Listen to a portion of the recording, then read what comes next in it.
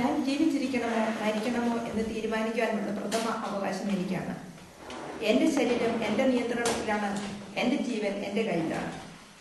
തെറ്റായാലും ശരിയായാലും എൻ്റെ ജീവിതം എന്ന് അവസാനിപ്പിക്കണം എന്ന് നിശ്ചയിക്കേണ്ടത് ഞാനാണ്. എന്നാൽ നിവൃത്തിയില്ലാത്ത സാഹചര്യത്തിൽ എനിക്ക് പകരമായി എൻ്റെ കുടുംബാംഗങ്ങൾക്ക് ആ തീരുമാനമെടുക്കുവാൻ അവകാശമുണ്ട്. പ്രിയമുള്ളവരെ, ഞാൻ പറഞ്ഞു വരുന്നത് ഒരു സാധാരണ മരണത്തെക്കുറിച്ചല്ല, മറിച്ച് ഒരു പ്രത്യേക സ്ഥിതിവിശേഷത്തിനെ കുറിച്ചാണ്, ഒരു പ്രത്യേക മരണത്തിനെ കുറിച്ച്. യൂത്തനേഷ്യ അല്ലെങ്കിൽ നല്ല മരണം സ്വയം തിരഞ്ഞെടുക്കേണ്ടി വരുന്ന സാഹചര്യത്തെക്കുറിച്ച്. ഉദാഹരണമായി, തീരാരോഗത്തിന് അടിമയായ ഒരു വ്യക്തിയിൽ എല്ലാവിധത്തിലുള്ള ചികിത്സകൾ നടത്തിയിട്ടും ഫലം ഒന്നും കാണുന്നില്ല എങ്കിൽ, സഹനത്തിനും അപ്പുറമായ വേദന അനുഭവിക്കുവാനുള്ള വിധിയെ അയാളുടെ മുന്നിൽ തെളിഞ്ഞു നിൽക്കുന്നുള്ളൂവെങ്കിൽ എത്രയും പെട്ടെന്ന് ഒരു നല്ല മരണം തിരഞ്ഞെടുക്കുവാനുള്ള അവകാശം ആ വ്യക്തിക്ക് ഉണ്ടായിരിക്കേണ്ടതാണ്. അത്തരം ഒരു അനുഭവം അഭിമുഖീകരിക്കുവാൻ അപ്രതീക്ഷിതമായി നിർബന്ധിതയായ ഒരു വ്യക്തി എന്ന നിലയിൽ യൂത്തനേഷ്യ അല്ലെങ്കിൽ നല്ല മരണം സാഹചര്യം അനുസരിച്ച് അനുവദിക്കണം എന്ന ബലമായ അഭിപ്രായമാണ് എനിക്കുള്ളത്. അതേസമയം വിഷാദ രോഗത്തിന് അടിമപ്പെട്ടിരിക്കുന്നവർ, ഡൗൺ സിൻഡ്രോം, ഓട്ടിസം അതുപോലെയുള്ള ബുദ്ധിപരമായ പ്രത്യേകതകൾ ഉള്ളവരുടെ കാര്യത്തിൽ അക്കാരണം കൊണ്ട് മാത്രം യൂത്തനേഷ്യ അനുവദിക്കുകയുമരുത്. കാരണം ഈ പോരായ്മകളൊക്കെ ചികിത്സിച്ച് ഭേദമാക്കുവാനുള്ള മാർഗങ്ങൾ അല്ലെങ്കിൽ അവരെ സഹായിക്കാനുള്ള വഴികൾ ഇന്ന് ലോകത്തിലുണ്ട്. ഏതെങ്കിലും പോംവഴിയുണ്ടെങ്കിൽ ഒരു ജീവനെ സംരക്ഷിക്കുവാൻ നമുക്ക് കടമയുണ്ട് എന്ന് എല്ലാവരും സമ്മതിക്കും. ഇന്നത്തെ ലോകത്ത് അർത്ഥവത്തായ ഒരു ജീവിതം നയിക്കുവാൻ വൈകല്യം ഒരിക്കലും ഒരു വിലങ്ങുന്നടിയല്ല. ഫങ്ക് ആൻഡ് വാഗ്നൽസിന്റെ ഡിക്ഷണറി അനുസരിച്ച് യൂത്തനേഷ്യ എന്നാൽ സ്വയം കൈവരിക്കുന്ന അല്ലെങ്കിൽ മറ്റുള്ളവരുടെ സഹായത്തോടെ കൈവരിക്കുന്ന വേദനയില്ലാത്ത ശാന്തമായ മരണം എന്നാണ്. യൂത്തനേഷ്യ ആക്റ്റീവ് അല്ലെങ്കിൽ പാസീവ് എന്നിങ്ങനെ രണ്ട് വിധമുണ്ട്. പാസീവ് യൂത്തനേഷ്യയ്ക്കാണ് സമൂഹത്തിൽ കൂടുതൽ അംഗീകാരം. കാരണം അവിടെ കൃത്രിമ സഹായം നിർത്തി പ്രകൃതിയുടെ നിയമത്തിന് തീരുമാനത്തിന് കീഴടങ്ങുവാൻ രോഗിയെ അനുവദിക്കുകയാണ്. അതേസമയം ആക്റ്റീവ് യൂത്തനേഷ്യയിൽ രോഗിയെ മരുന്ന് നൽകി മരണസമയം മുൻപോട്ടാക്കുക അഥവാ ജീവിതത്തിന് കൃത്രിമമായി അവസാനം വരുത്തുകയാണ് ചെയ്യുന്നത്. ഒന്നാമതായി, മരണം ജീവിതത്തിന്റെ ഒരു അവിഭാജ്യ ഘടകമാണ്. അപ്പോൾ പിന്നെ തീവ്രവേദന അനുഭവിക്കുന്ന, തീരാരോഗത്തിന് അടിമയായ, വൈദ്യശാസ്ത്രം കൈവെടിഞ്ഞ ഒരു വ്യക്തി എന്തിന് മരണത്തിനു വേണ്ടി കാത്തു കിടക്കണം?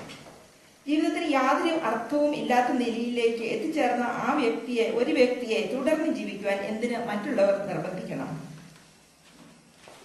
മറ്റൊരു കാരണം, നല്ല മരണം എന്നത് മരിക്കുന്ന ആളുകളുടെ നിയന്ത്രണത്തിലാകുമ്പോൾ ജീവിതത്തിൽ വരുത്തിവെച്ച കടങ്ങൾ, സാമ്പത്തികമാകട്ടെ ധാർമ്മികമാകട്ടെ, നികത്തുവാനും വീഴ്ച വന്ന കടമകൾ നിറവേറ്റുവാനും സമയം കണ്ടെത്തുവാൻ സാധിക്കുന്നു.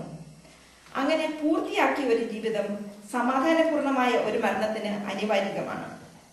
പൂർത്തിയാകാത്ത ഒരു ജീവിതത്തിൽ നിന്ന് വിട പറയുന്ന മിക്ക ആൾക്കാർക്കും ഒരു നല്ല ശാന്തമായ മരണമായിരിക്കില്ല എന്നാണ് പഠനങ്ങൾ തെളിയിക്കുന്നത്.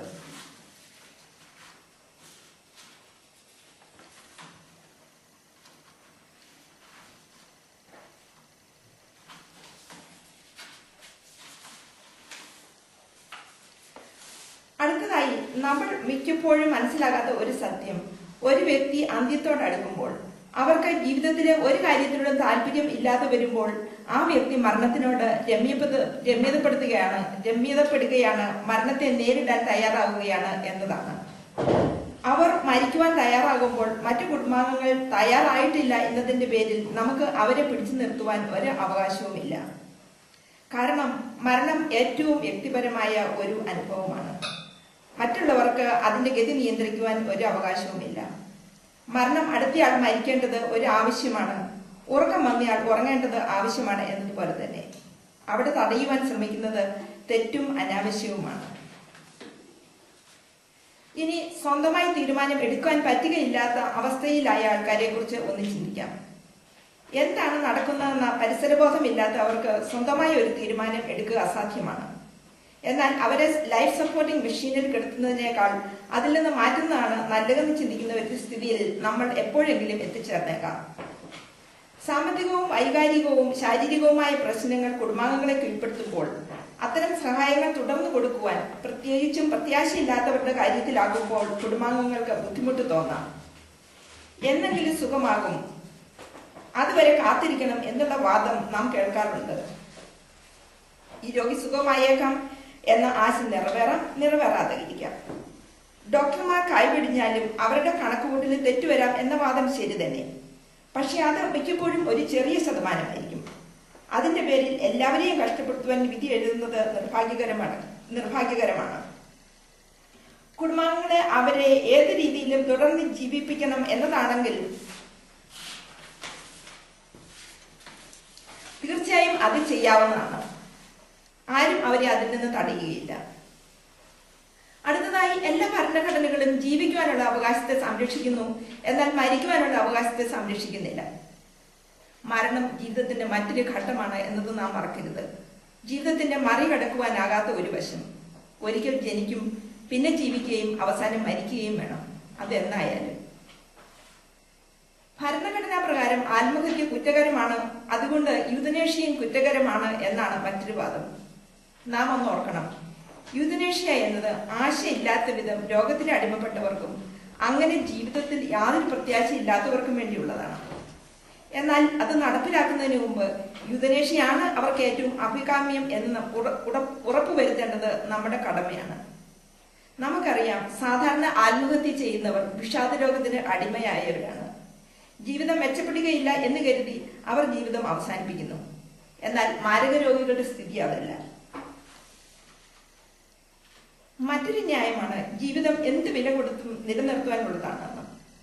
എന്നാൽ ടെക്നോളജിയുടെ പുരോഗമനം ജീവിതത്തിന്റെയും മരണത്തിന്റെയും തമ്മിലുള്ള ബാലൻസ് പാടെ നശിപ്പിച്ചിരിക്കുകയല്ലേ.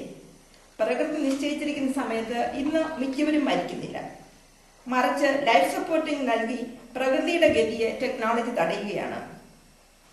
ഡോക്ടർമാർ ദൈവം ചമയരുത്, രോഗികളെ കൊല്ലരുത് എന്ന് ഒരു കൂട്ടർ വാദിക്കുന്നു. എന്നാൽ ജീവിതം അനാവശ്യമായി നീട്ടിക്കൊടുക്കുന്നത് വഴി ഡോക്ടർമാർ ദൈവം ചമയുക തന്നെയാണ് ചെയ്യുന്നത് എന്ന മറുവശം നാം മറക്കരുത്.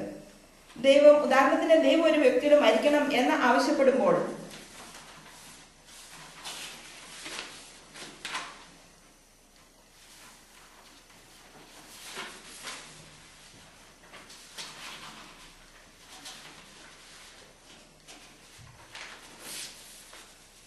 ഡോക്ടർമാർ ആ ആളുടെ ജീവിതം വലിച്ചു നീട്ടുവാൻ നോക്കുന്നു.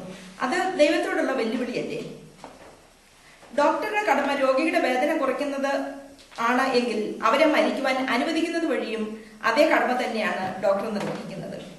ഡോക്ടർമാരെ ഒന്നുകിൽ കൊലയാളികൾ അല്ലെങ്കിൽ രക്ഷകർ എന്ന നിഷ്കരണം മുദ്രകുത്തുന്നത് ശരിയല്ല. അവർ നമ്മളുടെ സംരക്ഷകരാണ്. പിന്നെ നമ്മൾ എപ്പോഴും കേൾക്കാറുണ്ട്, ഇതുവഴി സമൂഹം വയോജനങ്ങളെയും വൈകല്യമുള്ളവരെയും നിഷ്കരണം കൊല ചെയ്യും എന്ന വാദം. എന്നാൽ യൂതനേഷ്യ എന്നത് പറഞ്ഞാൽ ജീവിക്കുവാൻ അർഹതയില്ലെന്ന് സമൂഹത്തിൽ ആർക്കെങ്കിലും തോന്നുന്ന ദുർബലരെ ഉന്മൂലനം ചെയ്യുവാനുള്ള ഉപാധി അല്ല എന്ന് നാം മനസ്സിലാക്കണം.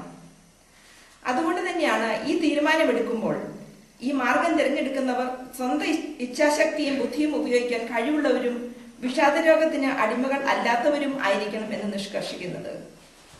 വൈകല്യമുള്ളവരും വയോവൃദ്ധരും സമൂഹത്തിൽ എല്ലാ ആദരവും അർഹിക്കുന്നവരാണ്, അല്ലാതെ ജീവിക്കാൻ അർഹതയില്ലാത്ത പഴഞ്ചരക്കുകളല്ല. അവസാനമായി, യൂതനേഷ്യ നടപ്പിലാക്കുന്നതിൽ നിബന്ധനകളുണ്ട് എന്ന് നമുക്ക് ഓർമ്മ വേണം. ഡോക്ടർമാർ ഈ അവസരം ദുരുപയോഗിക്കും എന്ന ഭയവും അസ്ഥാനത്താണ്. അതായത്, ഡോക്ടറുടെ സഹായത്തോടെയാണ് ഇത് നടപ്പിലാക്കുന്നത് എങ്കിൽ ഡോക്ടർ തന്നെ ആ കർമ്മം പൂർത്തിയാക്കുന്നത് വീട്ടുകാർക്ക് രോഗിക്ക് തടയാം. അതിനു പകരം രോഗി തന്നെ സ്വയം തിരഞ്ഞെടുക്കുന്ന സമയത്ത് ഈ പ്രോസസ് തുടങ്ങുവാൻ രോഗിക്ക് തന്നെ ഉപയോഗിക്കത്തക്ക രീതിയിൽ ഒരു ഉപകരണം നൽകാം.